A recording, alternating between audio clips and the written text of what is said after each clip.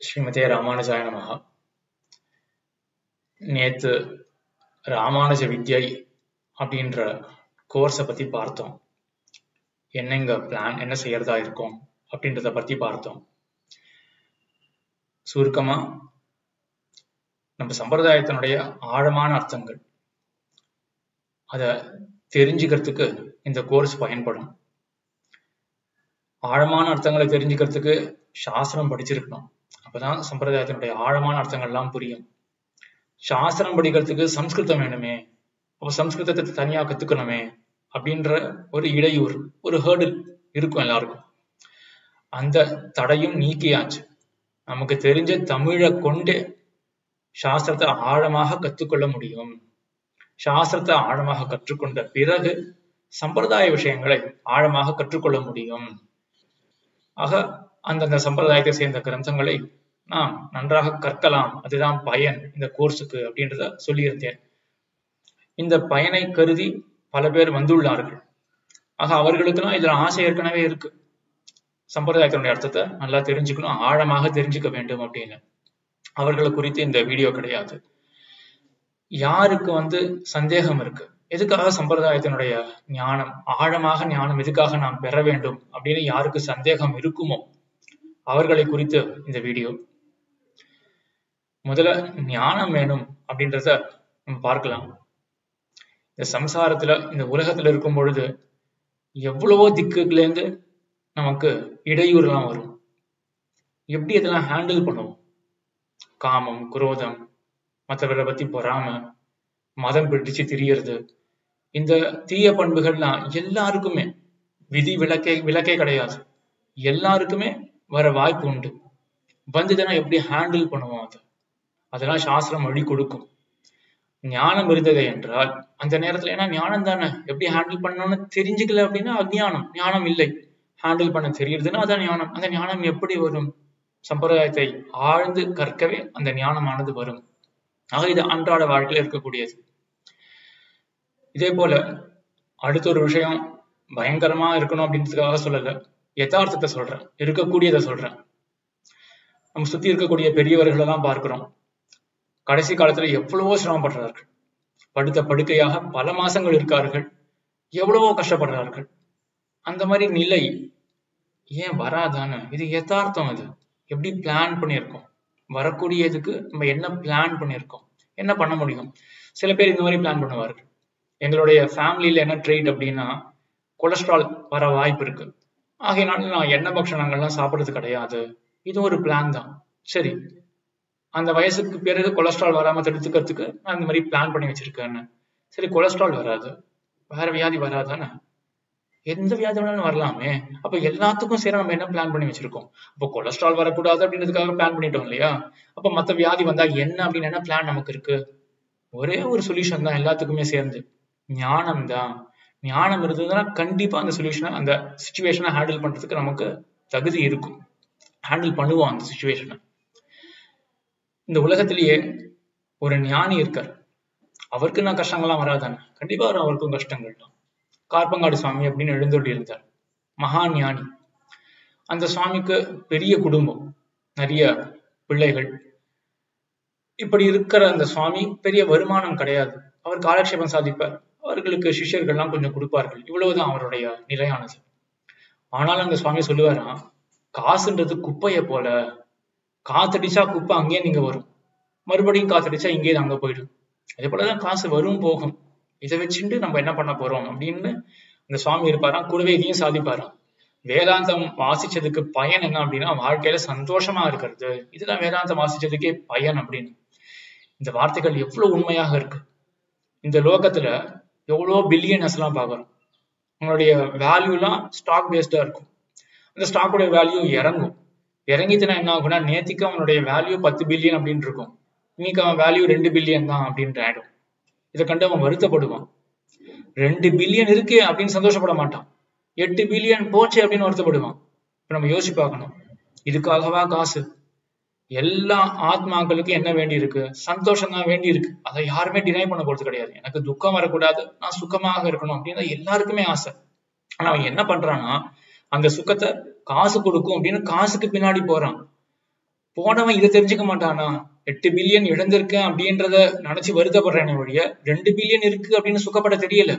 ஆக காசுனால எனக்கு வருத்தம் தான் அப்படின்றத யோசிக்க ஒட்டாம எம்பெருமானுடைய மாயை எப்படி தடுக்கிறதுன்னு பாருங்க. ஆக காசு சந்தோஷத்தை கொடுக்காது, ஆனா ஒவ்வொரு ஆத்மாவுக்கும் வேண்டியது சந்தோஷம்தான் அப்படின்றத புரிஞ்சுக்காம அவன் காசு பின்னாடி ஓடுறானே ஒழிய சந்தோஷத்தை உண்மையாக கொடுக்கக்கூடியது ஞானம். ஞானத்தின் பின்னாடி ஓட மாட்டேங்கிறான். எப்பேற்பட்ட ஒரு ஆச்சரியம் இது. ஆக இந்த ஞானம் இருந்ததுன்னா நம்மளுடைய வாழ்க்கையில என்னென்ன பிரச்சனைகள் வருமோ எல்லாத்துக்கும் ஒரே ஒரு சொல்யூஷன் தான், ஆழமான ஞானம் அப்படின்றதுதான் ஒரே ஒரு சொல்யூஷன். ஆக ஆழமான ஞானம் இருந்ததுன்னா சரி, வெறும் ஞானம் போதாதா, அதையும் ரொம்ப சம்பிரதாயத்துல ஆழமா தான் போகலாமா அப்படின்னா, ஆழமான பிரச்சனை வந்தா அதுக்கு ஆழமான ஞானம் வேண்டாமா? வெறும் நுனிப்புல மட்டும் மேய்ந்தோம் அப்படின்னு வச்சுப்போமே, பெருசா பிரச்சனை வருது, எப்படி ஹேண்டில் பண்ணணும்னு எப்படி தெரியும்? அதனால எவ்வளவு ஆழமான ஞானத்தை நம்ம சம்பாதிக்கிறோமோ. ஒரு உதாரணம் பார்க்கலாம். கார் எடுத்துன்னு போறோம் ஹைவேல, கார் பஞ்சர் ஆச்சுன்னா என்ன பண்ணுவோம் நம்ம? அதுவும் ஒரு இன்னல், கார்ல வந்து ஆப்ரேட் பண்ண முடியல அப்படின்னு இன்னல் வந்தாச்சு, என்ன பண்ணுவோம்? அதை ஹேண்டில் பண்றதுக்கு நமக்கு தெரியும், ஸ்டெஃபனியை மாத்தி ஏதோ பண்றோம் நம்ம. சரி, கார் பிரேக் டவுன் ஆயிடுச்சு, என்ன பண்ணுவோம்? நமக்கு தெரியாது, ஹைவேல அப்படியே இருக்கும். இப்ப என்ன பண்ணணும்? ஒரு மெக்கானிக்கை கூப்பிடணும். இங்க அந்த மாதிரிலாம் ஓனர் தனி மெக்கானிக் தனி அப்படிலாம் கிடையாது. மனசு தானே, மனசு போகும்போது பிரேக் டவுன் ஆச்சுன்னா என்ன பண்றது? நிறைய பேருக்கு வருது அதுதான் டிப்ரெஷன் அப்படின்னு சொல்றார்கள். எப்படி ஹேண்டில் பண்றதுன்னு தெரியலையே. ஏன் மெக்கானிக் தனியால யாரையும் கூப்பிட முடியாது, தானே பழக்கப்படுத்திக்கல. இந்த மாதிரி பிரச்சனை வந்தா எப்படி ஹேண்டில் பண்ணணும்னு பழக்கப்படுத்திக்கல. அப்ப ஆழமான பிரச்சனை வந்தா ஹேண்டில் பண்றதுக்கு கண்டிப்பா ஆழமான ஞானம் தேவை. இது ஒரு கண்ணோட்டத்துல ஞானம் வேணும் அப்படின்றது. இன்னொரு கண்ணோட்டத்திலையும் பார்க்கலாம். சரி, சம்பிரதாயத்துல ஒரு ஆழமான ஞானம் இல்லை அப்படின்னு வச்சுப்போமே. சரி, நம்மளுடைய வாழ்க்கையை இப்ப எப்படிதான் நம்ம அமைச்சுக்கிறோம், எப்படி நினைச்சிட்டு இருக்கோம் நம்ம எப்படி வாழ்க்கையை நம்ம அமைச்சிக்கலாம் அப்படின்னு. இன்னைக்கு வந்து 40 வயசுல யாரோ ஒருத்தர் இருக்காரு அப்படின்னு வச்சுப்போமே, 30ஸ்லயோ 40ஸ்லயோ இருக்காரு. என்ன நினைச்சிட்டு இருக்கீங்க? எப்படி வாழ்க்கையை நீங்க எப்படி என்விஷன் பண்றீங்க, எப்படி அமைச்சிக்கலாம் என்று? ஏதாவது ஒரு பிளான் இருக்கும். ஸ்பிரிச்சுவலாகவும் சில பேர் இருப்பார்கள் இல்லையா? அப்போ ஸ்பிரிச்சுவல் இன்டென்ஷன் ஏற்கனவே இருக்கிறவர்கள் இப்படி யோசிக்கலாம். 55ல கண்டிப்பா எனக்கு வேண்டியதெல்லாம் சம்பாதிச்சுட்டு வேணாம், அதுக்கப்புறம் 55ல இருந்து 70 கண்டிப்பா அநேகமா எல்லாரும் இப்போ வந்து ஓரளவுக்கு உடம்புலாம் யாருக்கும் 70 வரைக்கும்லாம் யாருக்கும் உடம்புலாம் வரல. ஸோ ஓரளவுக்கு ஹெல்த்தியா தான் இருக்கா, ஆக்டிவா தான் 70 வரைக்கும் இருக்கார்கள். அப்போ இந்த 55ல இருந்து 70 இருக்கக்கூடிய அந்த 15 வருஷத்துல எப்படி போக்கலாம் யோசிச்சு பாருங்க. ஸ்பிரிச்சுவல் இன்ட்ரெஸ்ட் வந்தாச்சு, கோயிலே சுத்தின்னு இருக்கும், அது ஒரு இருக்கு, அது ஒரு ஆப்ஷன் இருக்கு. கோயிலே எங்கெங்க எல்லாம் கைங்கரியம் இருக்கோ அங்கெல்லாம் பண்ணிட்டு இருக்கேன் அப்படின்னு. ஆனா நமக்கே தோணாதா, இந்த கைங்கரியம் பண்றது ஞானத்தை கொண்டு இந்த கைங்கரியம் பண்ணா எவ்வளவு அழகா இருக்கும் இந்த கைங்கரியம். மேலும் இந்த கைங்கரியம் ஏன் பண்றோம்? பகவான் தான் புருஷார்த்தம், அவனை தான் அடையணும் அப்படின்றதுலாம் எப்படி தெரிஞ்சுட்டோம்? ஆழ்வார் ஆச்சாரியர்களுடைய பாசுரங்களை கொண்டுதான் நம்ம தெரிஞ்சுட்டோம். அந்த பாசுரங்களுக்கு ஆழமான அர்த்தம் என்ன அப்படி நமக்கு ஒரு ஆசை வராதா? தெரிஞ்சுக்கலாமே அப்படின்னு ஒரு ஆசை வராதா? அப்போ ஆசை வந்ததுன்னா அந்த வயசுல நம்ம என்ன பண்ணுவோம்? ஐயோ, சின்ன வயசுலயே கொஞ்சம் கத்துட்டு இருக்கலாமே, இப்போ நல்லா ஆழமாவே போயிருக்கலாமே அப்படின்னு ஒரு வருத்தம் வராதா? வருத்தப்பட்டு அப்ப என்ன பயன் இருக்கு? போன அந்த 10-15 வருஷத்தை மீட்க முடியாது. ஆகையினாலதான் இப்பவே நீங்க யோசிச்சு பாருங்க, நீங்க 55 to 70 எப்படி ஸ்பெண்ட் பண்ண போறீங்கோ, அது சம்பிரதாயத்துலதான் அப்படின்னு முடிவாயிடுச்சுன்னா அப்ப அதுக்காக இப்பவே பிளான் பண்ண வேண்டாமா? ஆக எல்லா விதத்திலையும் நீங்க நாளைக்கு கண்டிப்பா உடம்புக்கு ஏதாவது ஒண்ணு வரப்போறது, ஏதோ ஒரு பெரிய பிரச்சனை வந்து சேர போறது அப்படின்னாலும் அதுக்காக இப்பவே பிளான் பண்ணி ஆகணும். நாளைக்கு நான் நல்லபடியாக சம்பிரதாயத்துல பொழுது போக போறேன் அப்படின்னாலும் அதுக்கும் இப்பவே பிளான் பண்ணி ஆகணும். எல்லாத்துக்கும் ஒரே வழி சம்பிரதாயத்துல இப்பவே கொஞ்சம் ஆழமாக ஞானத்தை நம்ம சம்பாதிச்சுட்டோம்னா அது எல்லா விதத்திலையும் ஃபியூச்சர்ல நமக்கு பயன்படும். வெறும் கோயில் கைங்கரியம் மட்டும் பண்றோம் அப்படின்றது கூட சில பேர் சொல்லுவார்கள், ஆனா அது கொஞ்சம் ஹாலோவா தான் இருக்கு. அது வந்து ஒரு பெரிய மீனிங் இல்லை அதுல. ஒரு ஆச்சாரியருக்கு உற்சவம் நம்ம செய்யறோம், வேதாந்த தேசிகனுக்கு 750 கொண்டாடினோம் அப்படின்னா அவர் சொன்னது என்னன்னே தெரியாது, நான் அவருக்கு உற்சவம் பண்றேன் அப்படின்னா இதை அவர் விரும்புவாரா? மணவாள மாமனிகளுக்கு வருஷந்தோறும் எல்லா சன்னதிகள்ல வருஷந்தோறும் விமர்சையா மணவாள மாமனிகளுக்கு உற்சவமானது கொண்டாடப்படுகின்றது. ஆனா மணவாள மாமனிகள் அருளி செய்த கிரந்தத்தை பத்தி எனக்கு தெரியாது அப்படின்னா இதை அந்த மாமனிகள் திருவுளத்துக்கு உகக்குமா? எனக்கு நீ 10 படி புளியோதரை 10 படி சக்கர பொங்கல் இது பண்ணி சமர்ப்பிக்கிறது எனக்கு முக்கியமா? நான் எழுதி வச்ச கிரந்தத்தை நீ படிக்கலையே அப்படின்னு அவர் திருவுளம் இருக்காதா? ஆகையினால கண்டிப்பா நம்ம ஒரு ஆச்சாரியனை கொண்டாடுறோம் அப்படின்னா அவர் எழுதி வச்சதை நம்ம தெரிஞ்சின்றாதான் உண்மையாகவே அவர் கொண்டாடுறது அப்படின்னே ஆகும்.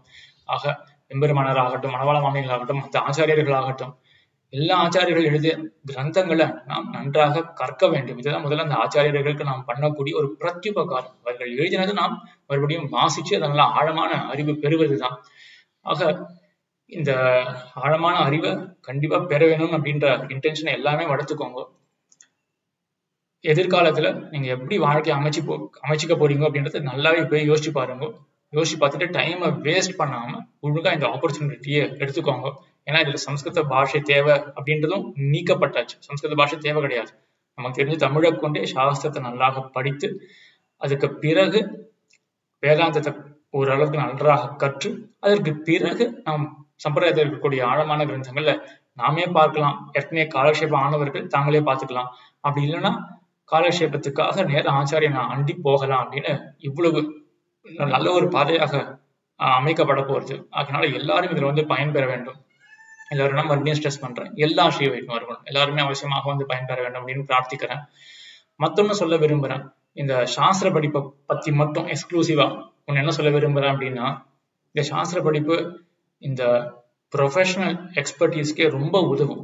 ஏன்னா சாஸ்திரத்தை படிச்சோமே என்றால் நம்மளுடைய அனாலிட்டிக்கல் ஸ்கில் நல்லா டெவலப் ஆகும். இதை நான் உறுதியாக சொல்ல முடியும். ஏன்னா நான் 2002 2006 அண்ணா யூனிவர்சிட்டியில படித்தேன். அங்கே பிஇசிஇ பண்ணேன், காலேஜ் ஆஃப் இன்ஜினியரிங் கிண்டியில். அதுக்கப்புறம் ஒரு 7 வருஷம் வேலை பார்த்தேன். அந்த பார்த்த வேலையும் கொஞ்சம் நல்ல ஆழமான ஒரு நிஷ் வேலை தான். அது ரொம்ப ஆழமான வேலை. கர்னல் ப்ரோக்ராமிங் சொல்றது சாஃப்ட்வேர் ப்ரோக்ராமர்ஸ்க்கு தெரிய வரும். Kernel programming, device driver programming தான் பண்ணேன். ஸோ அங்கே எனக்கு தெரியும் அது அந்த வேலை டேட்டா ஸ்ட்ரக்சர் டிசைன் பண்ணுறது, அப்புறம் சிங்க்ரனைஸ் பண்ணுறது, செமஃபோர்ஸ், ஸ்பின் லாக்ஸ், இதெல்லாம் நிறைய யோசிக்க வேண்டியிருக்கும். அங்கெல்லாம் நான் மட்டும் சாஸ்திரத்தை படிச்சுட்டு அதுக்கப்புறம் வேலைக்கு போயிட்டு இருந்தேன் என்றால் என்னால் உறுதியாக சொல்ல முடியும், என்னுடைய ப்ரொடக்டிவிட்டியே ரொம்ப அதிகமாக இருந்திருக்கும். ஏன்னா இந்த சாஸ்திரம் அப்படின்றது அவ்வளோ ஸ்கில்ஸை கொடுக்கும், நல்லா அனலைஸ் பண்ணுறதுக்கு ஸ்கில்ஸை கொடுக்கும். அதனால இதை பார்க்கக்கூடிய பெற்றோர்கள் நீங்களும் யோசிச்சு பாருங்க, ஒரு பெரிய வின்வின் சுச்சுவேஷனாக இருக்கும். என்னன்னா சாஸ்திரத்தை படித்தார்கள் என்றால் ஸ்கூல் படிக்கும் பொழுது அந்த பிள்ளைகள் படிக்க முடியுமா அப்படின்றது தெரியல, டைம் இருக்குமா என்னன்னு தெரியல. ஆனால் கண்டிப்பாக காலேஜ்ல படித்தார்களே என்றால் அவர்கள் வேலைக்கு போகும்போதும் நல்ல சோபிக்கும், அவர்களுடைய அந்த வேலை செய்து ரொம்ப ப்ரொடக்டிவா இருப்பார்கள். அதனால என்ன லாபம் அப்படின்னா, மற்றவர்கள் 8 மணி நேரத்துல பண்ற வேலையை இவர்கள் 6 மணி நேரத்துல பண்ணிட்டு மீதி 2 மணி நேரம் நல்லா கைங்கரியத்துல ஸ்பெண்ட் பண்ணலாம். அது ஒண்ணு. மத்தொன்னு, கூடவே சேர்ந்து சம்பிரதாயத்தை ஆழமா தெரிஞ்சுக்க ப்ரொஃபஷனல் எக்ஸ்பர்டீஸும் டெவலப் ஆகுது, அந்த அனாலிட்டிக்கல் ஸ்கில்ஸும் டெவலப் ஆகுறதுனால மேலும் சம்பிரதாயத்தை பத்தி தெரிஞ்சுக்கிறதுனால நாளைக்கு இவர்களுடைய இந்த ஸ்பிரிச்சுவல் வாழ்க்கையும் நன்றாக சோபிக்கும் அப்படின்றதுனால ஒரு பெரிய வின்வின் சுச்சுவேஷன். ஆக எல்லா விதத்திலையும் எல்லா இடத்துலையும் கேட்டுக்கொள்வது என்னன்னா, இந்த காலத்தை மட்டும் கழிக்காதீங்க. காலத்தை கழிச்சா மீட்டு கொண்டு வர முடியாது என்று விண்ணப்பித்துக் கொண்டு எல்லாரும் இதுல சேருமாறு நான் கேட்டுக்கொள்கிறேன். மத்தொன்னு என்னன்னா, இந்த மெசேஜை தயவுசெய்து எவ்வளவு முடியுமோ எல்லாருக்கும் பாஸ் பண்ணுங்க. எல்லாரும் தெரிஞ்சுக்கணும், ஞானம் இருந்தால்தான் இந்த சம்சாரத்துல இருக்கக்கூடிய ஒரே சொல்யூஷன் என்ன அப்படின்றதுனா ஞானம் தான். அப்பதான் ஹேண்டில் பண்ண முடியும் சம்சாரத்தை அப்படின்றது எல்லாருக்கும் தெரியணும். அதுவும் ஆழமான ஞானம். இந்த ஆழமான ஞானத்துக்கு வர வர எவ்வளவு ஆச்சரியமா, மருந்து விருந்து ரெண்டுமே ஒண்ணுதான். பகவானை பத்தின ஞானம் சம்சாரத்தை ஹேண்டில் பண்றதுக்கு மருந்தாகவும் இருக்கு. சரி, நான் முடிவு பண்ணிட்டேன் பகவான் தான் அப்படின்னு முடிவு பண்ணிட்டேன், இனிமேல் என்ன அப்படின்னா அவனை பத்தி மேலும் மேலும் தெரிஞ்சுக்கிறது, இது விருந்தாகவும் இருக்கு. ஸோ மருந்தும் விருந்தும் ரெண்டுமாக இருக்கக்கூடிய இதை நம்ம இழக்கவே கூடாது. அதனால எல்லாருக்கும் இந்த மெசேஜை பாஸ் பண்ணி எனக்கு ஒரு சுச்சுவேஷன் வரக்கூடாது, எனக்கு இது தெரியாம போயிருச்சே அப்படின்னு யாரும் சொல்லக்கூடாது. ஆசை இருந்து இழந்தேன் அப்படின்றது இருக்கக்கூடாது, அது ஒண்ணு. மத்தொன்னு, கொஞ்சம் யாராவது ஸ்ட்ரெஸ் பண்ணி சொல்லியிருந்தா நான் அப்பயே கேட்டிருப்பேனே அப்படின்னு 5 வருஷத்துக்கு கீழ்ச்சி வருத்தப்பட்டு பயன் கிடையாது. ஏன்னா அந்த 5 வருஷத்தை மறுபடியும் மீட்க முடியாது. அதனால என்னுடைய விண்ணப்பம் என்னன்னா, எப்படியாவது இதை எல்லாருக்கும் கொஞ்சம் ஃபார்வர்ட் பண்ணி எல்லாருக்கும், நீங்களும் யாருக்காவது இதை கன்வின்ஸ் ஆகிட்டீங்கன்னா, இன்னொன்னு கன்வின்ஸ் ஆகுது எப்படின்னா, இது இது தேன் தேன் தேன் அப்படின்னு லவுட் ஸ்பீக்கர் போட்டு கத்தினா கூட ஒன்றும் சரியா புரியாது யாருக்கும். எப்படியாவது நாக்க நீட்டை வச்சு ஒரு சொட்டு தேனை இட்டாதான் புரிய வரும் அது தேன் அப்படின்றது. அது போலதான் இது இருக்கு.